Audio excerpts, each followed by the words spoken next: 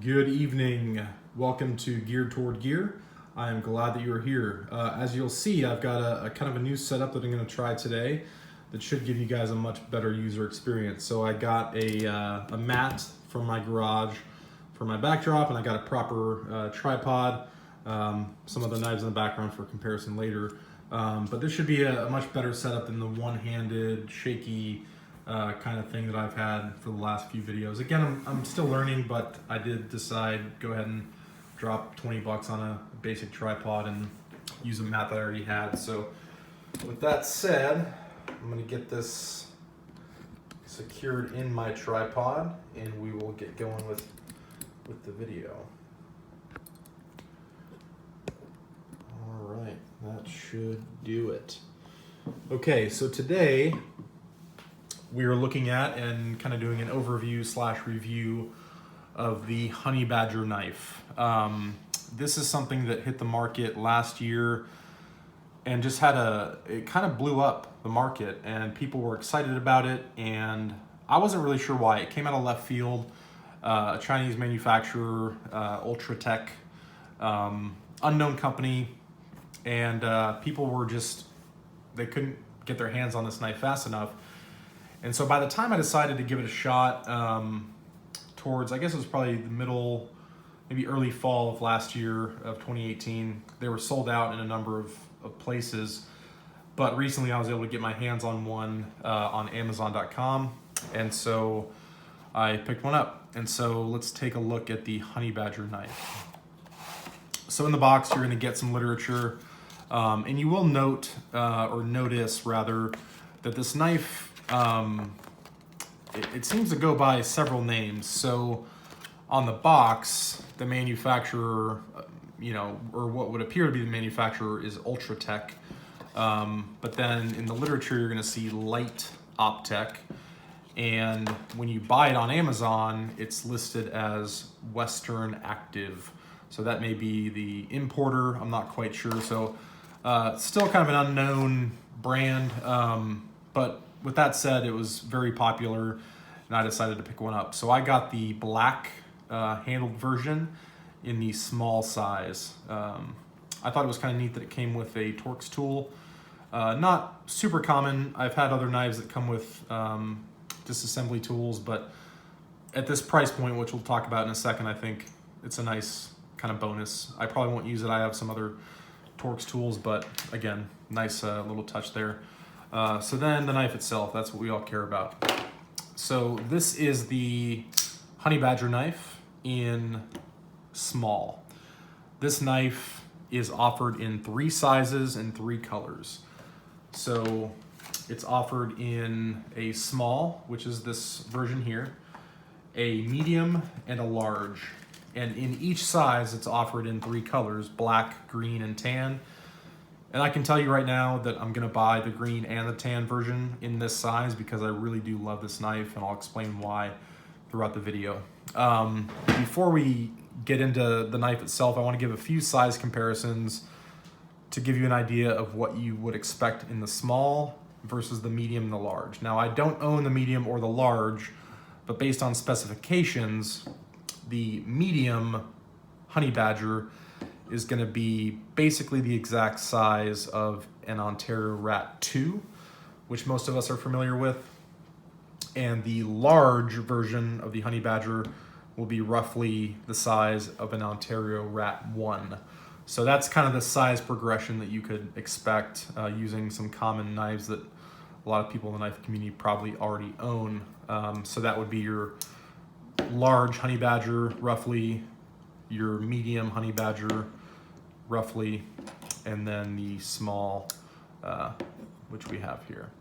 To compare the size of the small with another small and I think pretty common knife would be the Spyderco Dragonfly 2.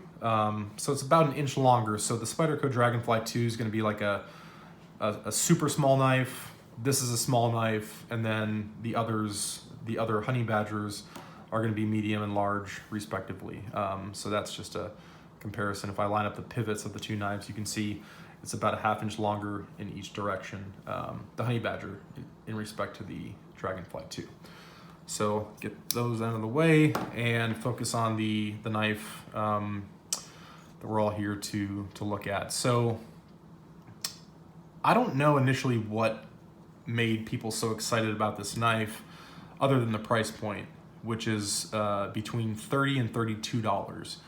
There's plenty of other knives on the market in that price range. As a matter of fact, the Ontario Rat 2 in AUS 8 steel is going to run you about $28 to $30 in various colors. The D2 version of this is going to be closer to like $45, $46. But essentially these two knives are the same price. So the Honey Badger doesn't replace other knives with maybe higher quality materials or higher quality steel, but I still think it's just such a fun knife that I think you should own. So the blade length on this is going to be roughly 2 1/4 inches, and these squares on this mat are 1/2 inch square, so you can see the roughly 2 1/4 inch cutting edge. The full blade, if you go all the way back to the handle, is going to be closer to 3 inches, but the actual cutting edge itself is going to be 2 1/4. This rides on bearings, which is phenomenal for a knife in this price range. It's a flipper design and it flips beautifully. I haven't had a flipper in this size that flips as well as this one does. And one of the reasons for that obviously is the bearings, but also being a smaller blade length, the arc of the swing is going to be much smaller based on the length of the blade. So if you take something like a Rat 1 that has, you know, a 3.75 inch blade, the actual arc of this blade opening is much larger. So if this were a flipper, it would take much more energy to actually get that knife blade to swing open. But in this size, this compact, small size, it just, with no wrist flick, no movement, just rockets out perfectly, consistently every time. I've probably opened this 300 or 400 times, and it has never once partially deployed or got caught up. It just runs perfectly on those bearings. Now, the blade is made of 8 CR13 MOV steel, which may be a turnoff to some people. For me, I don't care at this price point. There's other features and design elements that I think make up for that, and I'll explain those here in a second. But as far as the blade steel being 8 CR13, that blade steel just gets more hate than it needs to, I think. It's relatively soft. It's going to dull relatively quickly, but it takes a super sharp edge. And so for something like this that's going to be kind of a light duty, everyday carry utility knife, it's perfectly serviceable. You're not going to be doing any hard use with this. It's not a survival knife or a bushcraft knife. You're going to be cutting strings off t-shirts, opening letters and packages, and things like that. So for that reason, I have no problem with 8 CR13 at this price point, because I can touch it up every week or two if I need to.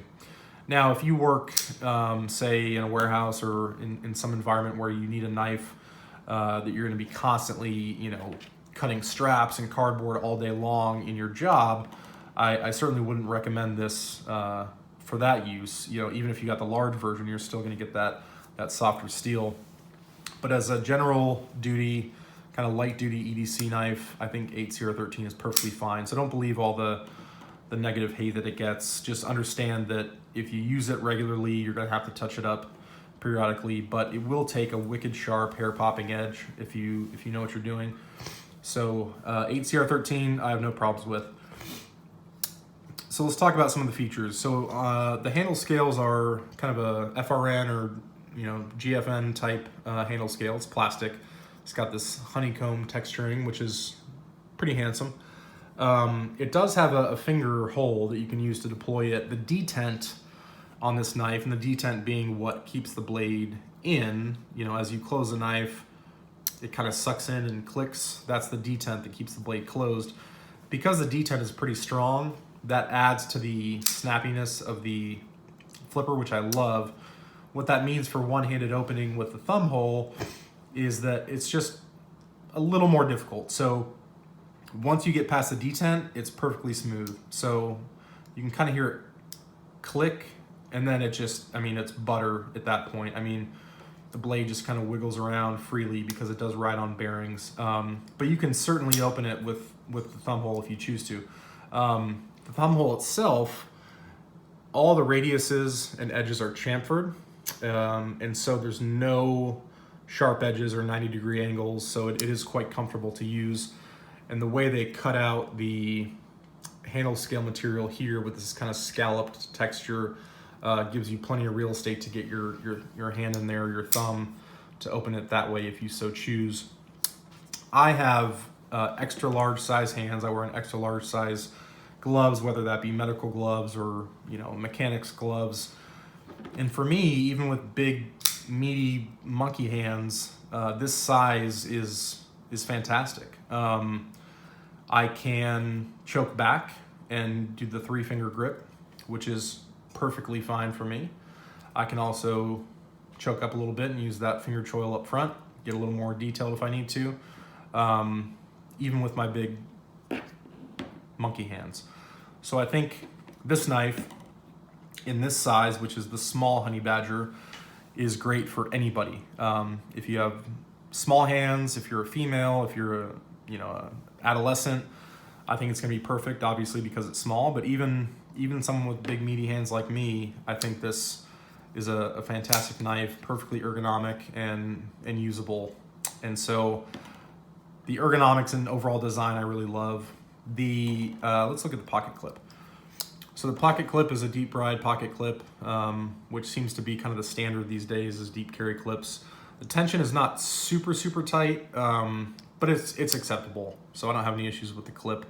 It is not reversible, so this is gonna be right-handed tip up only, which for most people is kind of the preferred way to carry it. If you're a lefty, you're just gonna have to deal with the fact that the clip's on that side, and you're gonna have to just get past that, unfortunately. But it still flips great, even left-handed.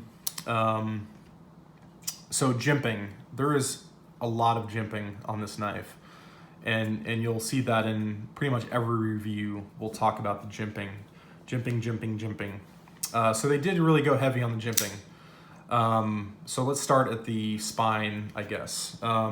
So up at the spine of the blade, you're gonna have some jimping that runs along the spine of the blade itself, and then also onto the actual plastic.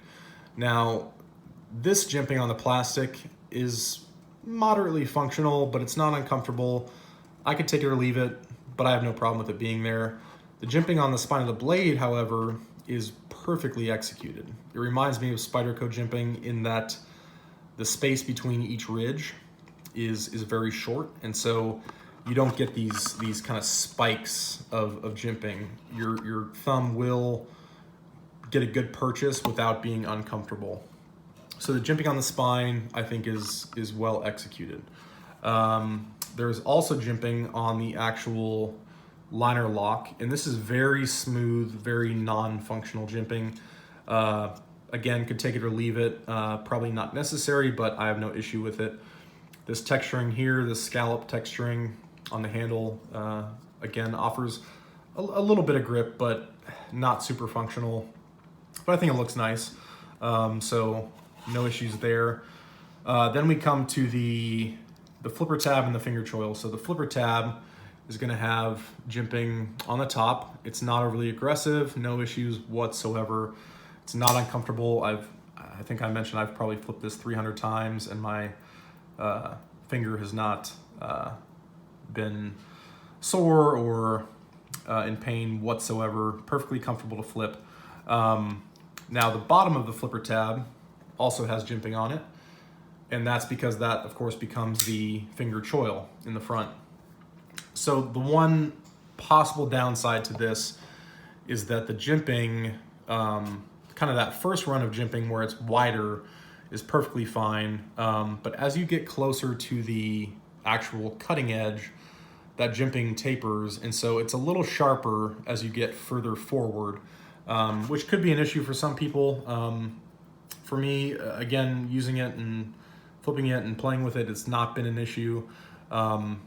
My only issue, as I mentioned earlier, is that my hand gets, or my finger rather, gets relatively close to the actual cutting edge, and so I'll just adjust my grip slightly to avoid slipping forward and cutting my finger. So jimping everywhere, but it's all relatively functional or just kind of there. None of it is poorly executed or aggressive or overly aggressive, so I have no problem with the jimping whatsoever. As I mentioned, this runs on bearings, so it's super smooth. The hardware and the fit and finish all look good. I mean, the hardware is recessed.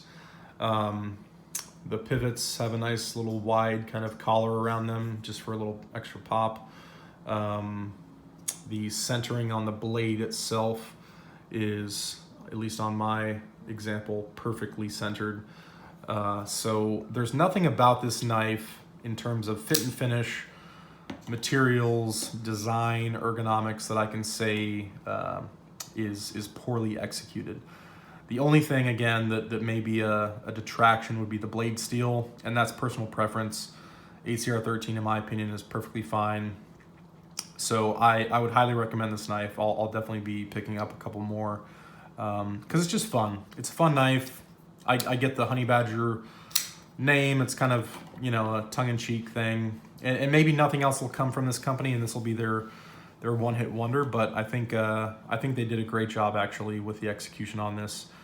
Came relatively sharp out of the box. Got a piece of paper back here.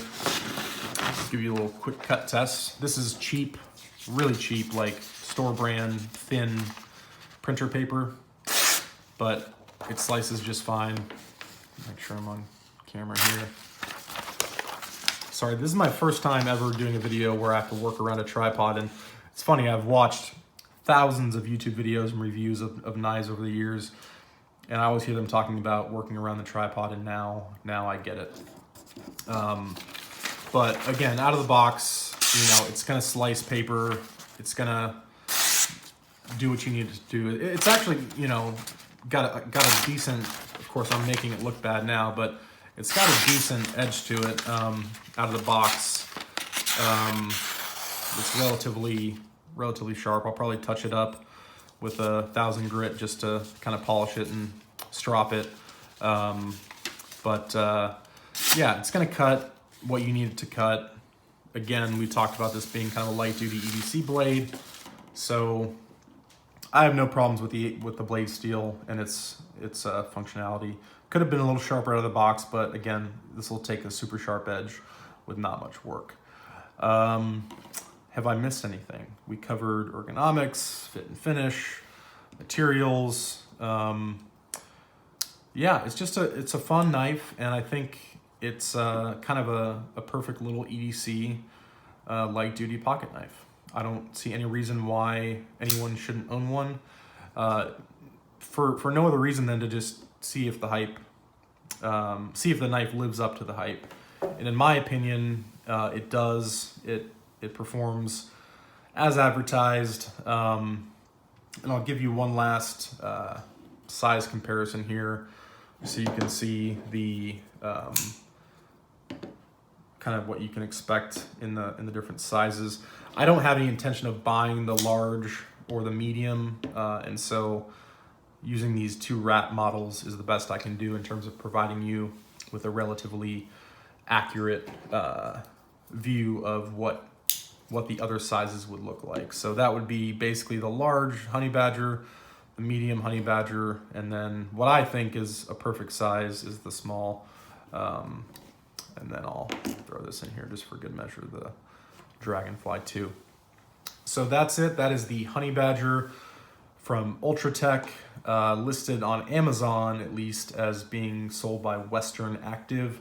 And I will include a link in the description for this particular knife. And what's nice, and you know, one of the things that Amazon does well, or at least with this listing for this knife, is that I can put one link for this knife and you can select your color and your size. So I don't need to put in 6 different links for each color and each size.